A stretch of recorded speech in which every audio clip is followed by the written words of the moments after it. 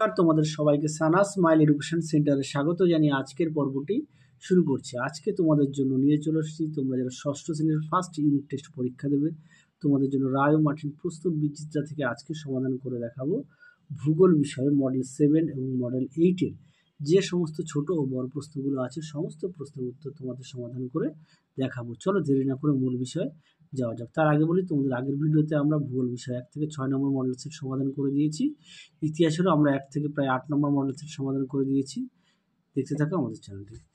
চলো প্রথম প্রশ্ন কি আছে দেখো,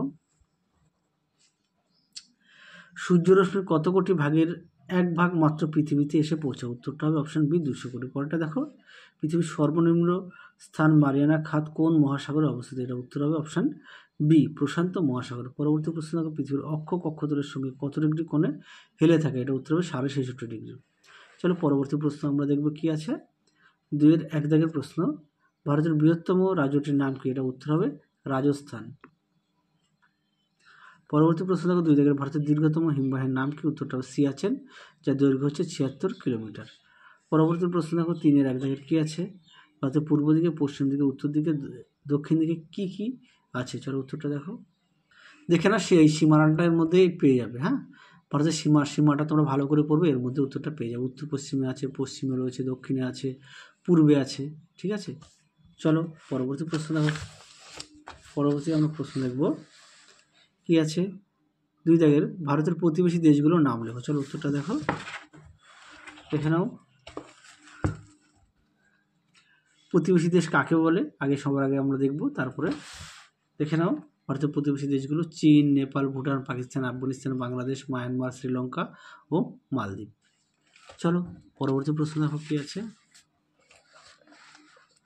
আচ্ছা, পরবর্তী দেখো, 4-এ 1 দাগের একটা চিত্র আঁকতে বলেছে তোমাদের পাঠ্য বই থেকে, তোমরা একটু দেখে নিও। হ্যাঁ, পরবর্তী প্রশ্ন দেখো, অক্ষরেখা ও দ্রাঘিমারেখা 3টি পার্থক্য লেখো। চলো উত্তরটা দেখাই। এই প্রশ্নটা কিন্তু খুবই একটা গুরুত্বপূর্ণ প্রশ্ন, তোমাদের অনেক মডেল সেটে এই প্রশ্নটি দেওয়া আছে, ভালো করে পড়বে।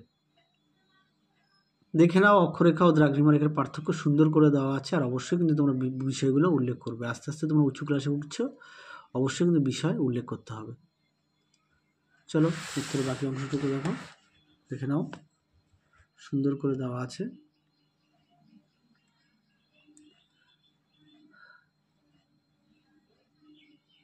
দেখে নাও। চলো পরবর্তী প্রশ্ন দেখো কি আছে।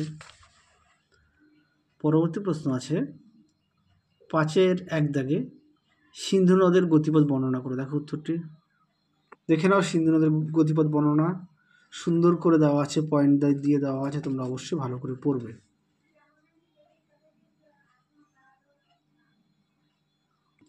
এখান থেকে এই অবধি লিখবে। হ্যাঁ, চলো পরবর্তী প্রশ্ন দেখো কি আছে।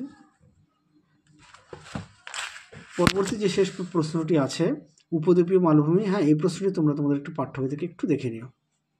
চলো পরবর্তী মডেল সেটটা আমরা সমাধান করব, 8 নম্বর মডেল সেট। দেখো 8 নম্বর মডেল সেটের প্রথম প্রশ্ন কি আছে, উষ্ণতা ও উজ্জ্বলতা দুটি সব থেকে বেশি সাদা তারার। হ্যাঁ, সবচেয়ে সাদা তারার উজ্জ্বলতা ও উষ্ণতা বেশি। পরবর্তী প্রশ্ন দেখো 2 দাগের কি আছে, পৃথিবীর নিরক্ষীয় ও ব্যাস মেরু ব্যাসের তুলনায় 42 কিমি বেশি। পরবর্তী প্রশ্ন দেখো 3 দাগের কি আছে, স্থানীয় সময় নির্ধারিত হয় যে রেখার ভিত্তিতে, তা হলো অপশন সি দ্রাঘিমা রেখা। তার আগে বলি, তোমরা কিন্তু অবশ্যই তোমাদের পাঠ্য বইটা খুঁটিয়ে পড়বে, পাঠ্য বইটার দিকে অবশ্যই গুরুত্ব দেবে। শুধু ভূগোল বিষয় না, ইতিহাস, ভূগোল, পরিবেশের সমস্ত বিষয়ে তোমরা ইংরেজি বইতেও পাঠ্য বইটা কিন্তু অবশ্যই খুঁটিয়ে পড়বে। পাঠ্য বইটার দিকে গুরুত্বটা বেশি দিলে তোমরা বিস্তারিত ভালোভাবে জানতে পারবে। তার আগে বলি, তোমরা যারা আমাদের চ্যানেলে নতুন দেখছো সবাইকে অসংখ্য অসংখ্য ধন্যবাদ। এখনও যারা আমাদের চ্যানেলটি সাবস্ক্রাইব করোনি, তোমাদের কাছে আমাদের বিশেষ অনুরোধ, আমাদের চ্যানেলটি সাবস্ক্রাইব করে পাশে থাকা বেল আইকনটি অল করে দেবে, তাহলে যখনই নতুন কোনো ভিডিও পাঠাবো সবার আগে তোমাদের কাছে নোটিফিকেশন পৌঁছে যাবে। আর ভিডিও যদি ভালো লাগে অবশ্যই লাইক করো ও তোমাদের প্রিয় বন্ধুদের কাছে অবশ্যই বেশি করে শেয়ার করো, তাহলে তারাও খুবই উপকৃত পাবে। চলো পরবর্তী প্রশ্ন দেখো কি আছে। 1 দাগের, শূন্যস্থান পূরণ, ভারতের উচ্চতম পর্বত শৃঙ্গটি হলো কাঞ্চনজঙ্ঘা, যার দৈর্ঘ্য হচ্ছে 8,598 মিটার। পরবর্তী প্রশ্ন দেখো 2 দাগের, পদ্মা ও যমুনা নদীর মিলিত প্রবাহ হচ্ছে মেঘনা নামে পরিচিত। হ্যাঁ, মেঘনা, ময়কার ঘ দন্তা নয়কার মেঘনা।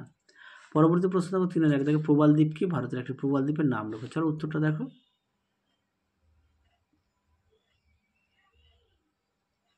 দেখে নাও প্রবাল দ্বীপ সুন্দর করে দেওয়া আছে উত্তরটি।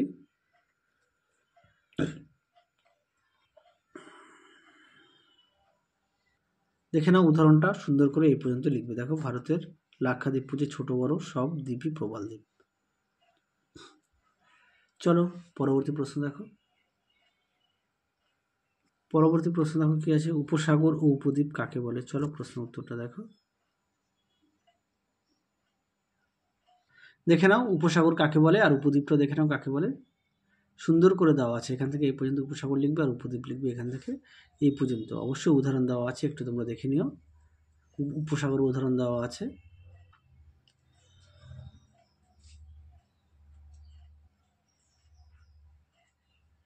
দেখে নাও প্রশ্ন উত্তরটি সুন্দর করে দেওয়া আছে।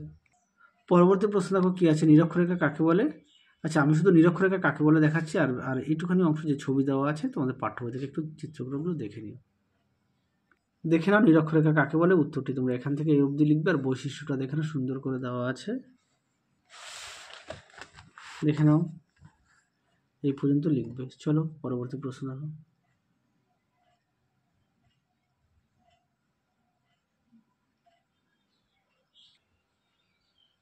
পরবর্তী প্রশ্ন দেখো, অক্ষরেখা ও দ্রাঘিমা রেখার পার্থক্য। এই প্রশ্নটি তোমাদের এই ভিডিওতে দেওয়া আছে, একটু দেখে নিও। পরবর্তী প্রশ্ন দেখো 5-এর 1 দাগ। 5-এর 1 দাগে দেখো এখানে একটা ভারতের প্রধান ভূপ্রাকৃতিক বিভাগগুলির নাম লেখো। এটা তোমাদের পাঠ্য বইতে সুন্দর করে দেওয়া আছে, সেই কারণে আমি দেখালাম না। পরেরটা দেখো এখানে আছে তরাই কি। তরাই কি উত্তরটা দেখাই। দেখে নাও তরাই কি সুন্দর করে দেওয়া আছে, এখান থেকে এই অবধি লিখবে। চলো তাহলে আজকের মতো এখানে সমাপ্ত করছি, আবার দেখা হবে খুব শীঘ্রই তোমাদের পরবর্তী ভিডিওতে। তোমরা সবাই সুস্থ থেকো, ভালো থেকো, টাটা।